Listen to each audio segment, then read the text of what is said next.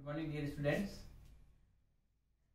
आज हम साइलोटम के पिछले वाले दो पार्ट्स के आगे का डिस्कस करेंगे। पिछली कक्षाओं में या पिछले वीडियोस में हमने देखा कि साइलोटम के क्या कैरेक्टर्स हैं, वो बाहर से यानी कि उसकी आउटर मॉर्फोलॉजी कैसे दिखाई देती हैं और उसके इंटरनल स्ट्रक्चर्स जैसे कि उसके राइजोम, उसका एरियल शूट और उसके लीव्स की इंटरनल एनाटॉमी कैसी होती हैं, वह उनमें क्या क्या टिश्यूज पाए जाते हैं और कैसी उनमें स्टील पाई जाती हैं, क्या क्या उसकी विशेषताएं, वो सब हमने पिछले दो वीडियोस के अंदर देखी थी। आज हम साइलोटम के ही तीसरा पार्ट के अंतर्गत हम उसके रिप्रोडक्शन के बारे में चर्चा करेंगे। साइलोटम में रिप्रोडक्शन दो तरीके से हो सकता है, वेजिटेटिव रिप्रोडक्शन और रिप्रोडक्शन बाय स्पोर्स। जो वेजिटेटिव प्रोपेगेशन है या वेजिटेटिव रिप्रोडक्शन है वो साइलोटम में गैमी के द्वारा होता है, जैमी या गैमी के द्वारा होता है। ये छोटी छोटी सी ओवेट यानी कि अंडाकार यूनिसेलुलर स्ट्रक्चर्स होती हैं जो कि प्रकर्ण यानी कि राइजोम, हमें पता है अंडरग्राउंड स्टेम को हमने राइजोम कहा है, भूमि के अंदर जो स्टेम है अंडरग्राउंड स्टेम राइजोम की सरफेस के ऊपर विकसित होती हैं और जैसे ही ये मैच्योर हो जाती हैं और जैसे ही ये राइजोम से यानी कि स्पोरोफाइट से अलग हो जाएगी सॉइल के अंदर ही, तो उसके बाद में वो जर्मिनेट होती हैं और जर्मिनेट होकर के स्पोरोफाइट का फॉर्मेशन करती हैं। सेकंड जो टाइप है रिप्रोडक्शन का वो है रिप्रोडक्शन स्पोर्स के द्वारा। हमें पता है टेरिडोफाइट्स दो तरह के होते हैं स्पोर्स के आधार पर, होमोस्पोरस और हेटेरोस्पोरस। साइलोटम एक समबीजाणुक वंश है, अर्थात यह एक होमोस्पोरस पादप है। इसमें बनने वाले सभी बीजाणु एक ही प्रकार के, एक ही आकार के और उनका काम भी एक ही होगा, यानी कि फंक्शनली और फिजियोलॉजिकली एक ही प्रकार के होते हैं, शेप और साइज में एक ही तरह के होंगे। जो बीजाणुधानियां होती हैं वो वायवीय शाखाओं के शीर्ष की ओर विकसित होती हैं और हमें पता है ये जो बीजाणुधानियां निर्मित होती हैं वो छोटी होती हैं, 2 से 3 mm डायमीटर की होती हैं, ट्राइलोब्ड स्ट्रक्चर होती हैं। और ये जो ट्राइलोब्ड स्ट्रक्चर हैं हमने इनको एक विशेष संज्ञा दी थी, एक विशेष नाम से हमें इन्हें पुकारा था और वो जो नाम है वो है सिनेंजियम। ये प्रश्न एग्जाम में कई बार आया है, सिनेंजियम। हिंदी में इसे हमने समबीजाणुधानी कहा है। ट्राइलोब्ड स्ट्रक्चर है और डेफिनेशन अगर आप बात करो तो जो बीजाणुधानी 2 अथवा 2 से अधिक बीजाणुकुटक से यानी कि स्पोर सेक से मिलकर बनी होती हैं उस स्ट्रक्चर को हम सिनेंजियम कहते हैं। एग्जाम्पल पूछेगा इसमें पाई जाती हैं तो साइलोटम में पाई जाती हैं। अब हम बीजाणुधानी का विकास या स्पोरेंजिया का डेवलपमेंट किस प्रकार का होता है, डेवलपमेंट की बात करेंगे। अब इसके बाद की जितनी भी चीजें हैं वो हम सबसे पहले बीजाणुधानी का डेवलपमेंट पढ़ेंगे, उसके बाद में जो सेक्स ऑर्गन्स हैं एंथ्रीडिया और आर्किगोनिया उनका डेवलपमेंट पढ़ेंगे।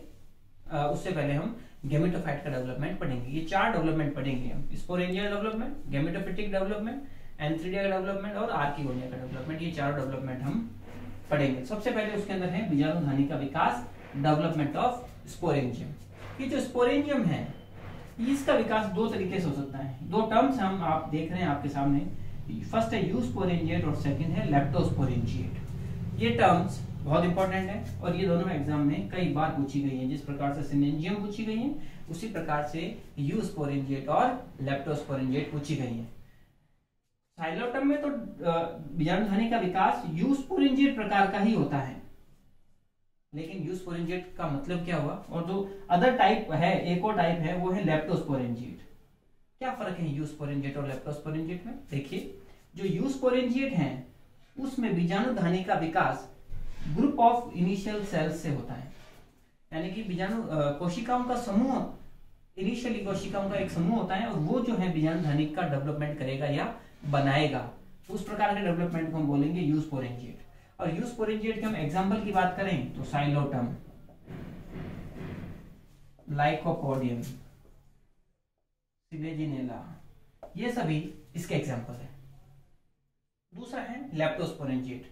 लेप्टोस्पोरेंजिएट में डेवलपमेंट जो होता है वो एकल कोशिका से होता है, यानी कि सिंगल इनिशियल सेल, सिर्फ एक सेल होगी, वो पेरिक्लिनिकली डिवाइड होगी और आगे फर्दर डिवीजन करेगी और स्पोरेंजिया का निर्माण करेगी।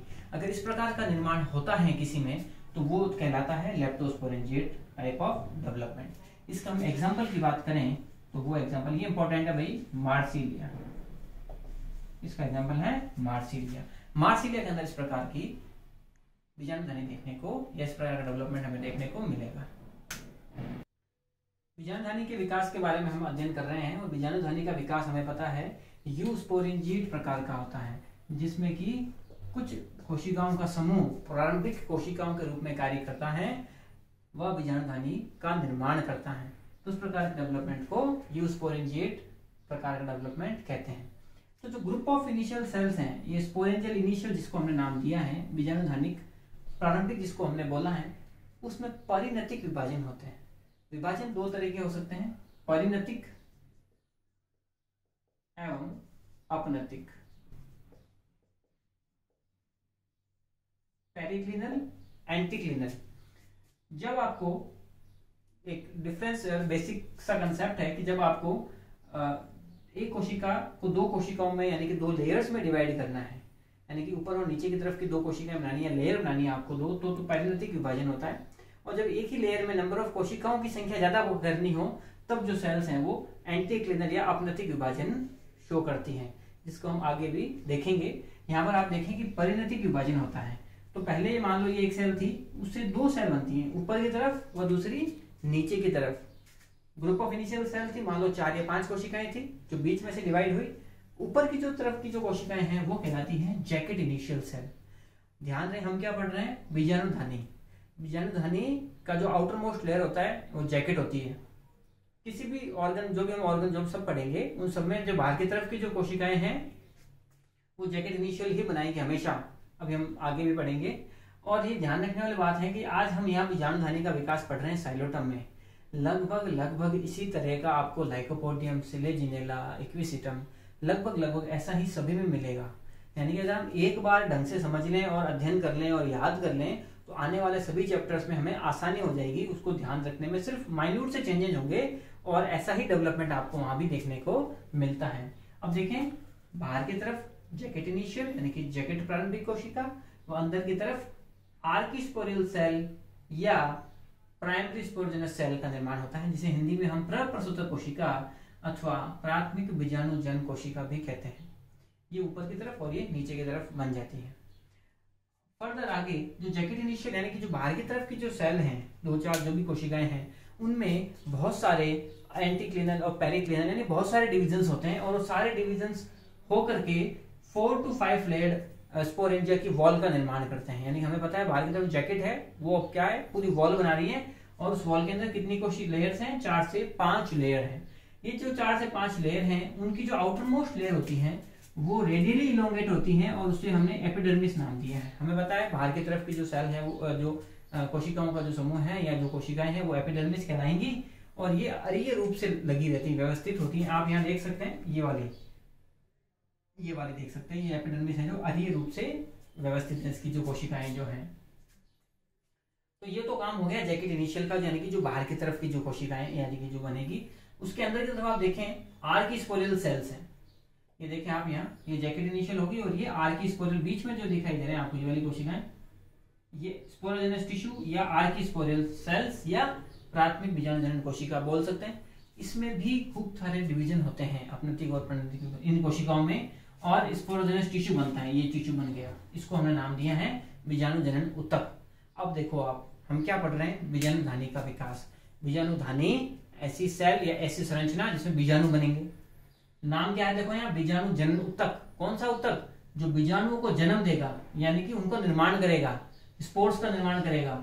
अब आप देखें इस बीजाणुजनन ऊतक यानी कि जो आपको दिखाई दे रहा है सारा का सारा बीच में, इस ऊतक की कुछ कोशिकाएं यानी कि जब बीजाणुधनी मैच्योर होती हैं तो इस ऊतक की कुछ कोशिकाएं संगठित होकर उनका कोशिका द्रव्य डेंस हो जाएगा और वो स्पोर मदर सेल्स कहलाएंगी। बहुत इंपॉर्टेंट टर्म देखें आप, बीजाणु मात्र कोशिका, स्पोर मदर सेल, कुछ कोशिकाएं स्पोर मदर सेल्स बनाएंगी और जो बाकी जो बची हुई हैं कोशिकाएं स्पोरोजेनस टिश्यू की, वो विघटित हो जाएगी और प्लाज्मोडियल मास बनाएगी। और ये जो प्लाज्मोडियल मास है, कोशिका द्रव्य पिंड है, ये जो है पोषण यानी कि जो स्पोर्स बनेंगे उनको पोषण देगा, उनको न्यूट्रिशन प्रोवाइड करेगा। इसका क्या काम है, इन बीजाणुओं का पोषण प्रदान करने का काम है। अब यहाँ पर जो स्पोर मदर सेल है, उस स्पोर मदर सेल के अंदर अर्धसूत्री विभाजन होगा। देखो क्योंकि ये तो 2n है, स्पोर मदर सेल तो क्या है, डिप्लॉइड सेल, और स्पोर्स कैसे होते हैं, हमेशा हैप्लॉइड होते हैं। और जब कभी भी डिप्लॉइड से हैप्लॉइड सेल्स बनानी होती है तब हम कौन सा विभाजन करती है, नेचर हमेशा करती है अर्धसूत्री विभाजन यानी कि मियोसिस। तो यहाँ पर मियोसिस होगा और यहाँ पर बीजाणु बन जाएंगे। हर एक कोशिका से 4 बीजाणु बनेंगे और जो स्पोर टेट्राड के रूप में आपको तैरते हुए दिखाई देंगे इसके बीच में यहाँ पर। और जो स्पोर हैं वो रंगहीन होंगे, छोटे होंगे, एक ही आकार के होंगे और सेम के दाने के आकार के, बीन शेप्ड होते हैं। ये देखो हमने बना के दिखाए हैं, बीन शेप्ड स्पोर्स आपको देखने को मिलते हैं। मैं वापस इसको रिपीट कर रहा हूँ, बहुत इंपॉर्टेंट है। मैंने क्या कहा, एक बार अगर हम पढ़ लेंगे तो आने वाले चैप्टर्स में भी हमें याद करने की आवश्यकता नहीं है, बार बार सिर्फ एक ही बार याद करना है। तो देखें सबसे पहले बाहर की तरफ क्या है, स्पोरेंजियल इनिशियल। ये देखें ये स्पोरेंजियल इनिशियल था, मान लो इस स्पोरेंजियल इनिशियल में परिणति क्या है, पेरिक्लिनल डिवीजन हुआ, बाहर की तरफ जैकेट इनिशियल, अंदर की तरफ आर्किस्पोरल सेल। डायग्राम में भी देख सकते हैं और ये हमने यहाँ लिखा हुआ भी है। जैकेट इनिशियल का क्या काम होता है, जैकेट इनिशियल रेप्लिकेट होती है, अपने आप में रेप्लिकेट होती है और 4 से 5 लेयर की बीजाणुधानी की भित्ति बनाती है। ये देखो स्पोरेंजियल वाल बना दी, 1 2 3 4 लेयर की बना रखी है, 4 to 5 लेयर हो सकती है। इसमें जो आउटर मोस्ट लेयर है ये वाली, ये एपिडर्मिस कहलाती है। अब अंदर की तरफ जो सेल है स्पोरेंजियल सेल, यहाँ पर कौन सी, आर्किस्पोरल सेल, ये वाली सेल विभाजित होगी, डेवलपमेंट होगा, इसमें डिवीजन होंगे पेरिक्लिनल, एंटीक्लिनल, और वो बनाएंगी स्पोरोजेनस टिश्यू। ये स्पोरोजेनस टिश्यू यहाँ बना रखा है बेटा। यहाँ से अब आप देखें इसके अंदर की तरफ कुछ कोशिकाएं तो बनाती है स्पोर मदर सेल, जो बाकी जो द्रव बचा है ये है प्लाज्मोडियल मास। ये प्लाज्मोडियल मास जो कि क्या करेगा, इन बीजाणुओं का पोषण प्रदान करेगा, इन बीजाणुओं को क्या करेगा, पोषण प्रदान, न्यूट्रिशन प्रोवाइड करेगा। तो इस तरीके से ये आपकी सिनेंजियम है, यानी कि सिनेंजियम हमें पता है 3 बीजाणुधानी आपस में मिल गई है और एक ट्राइलोब स्ट्रक्चर है वो सिनेंजियम कहलाती है। और इस प्रकार से यहाँ पर स्पोर्स इसके बीच में बने हुए हैं ये जो। अब इन स्पोर्स का क्या होगा, रिप्रोडक्शन हमने 2 तरह का देखा, वेजिटेटिव प्रोपेगेशन गैमी के द्वारा, और दूसरा रिप्रोडक्शन बाय स्पोर्स जिसमें बीजाणुधानी बनती है और बीजाणुधानी के अंदर बीजाणु बने हैं। अब इन बीजाणुओं का क्या होगा, अब ये बीजाणु क्या करेंगे, अब ये बीजाणु जब ये परिपक्व हो जाएगी बीजाणुधानी, यहाँ से डाइस होगा, यहाँ से फटेंगे और बीजाणुधानी, तो यहाँ से स्पोर्स बाहर निकलेंगे, जमीन पे गिरेंगे, और जब जमीन पे गिरेंगे स्पोर्स बीजाणु ये वाले, और जब ये नमी अवशोषित करेंगे, पानी अवशोषित करेंगे, तब इनके अंदर अंकुरण होगा, जर्मिनेशन होगा, और ये क्या बनाएंगे भी, युग्मकोद्भिद बनाएंगे। और इसके आगे वाले क्लास में हम युग्मकोद्भिद का परिवर्धन का अध्ययन करेंगे। धन्यवाद।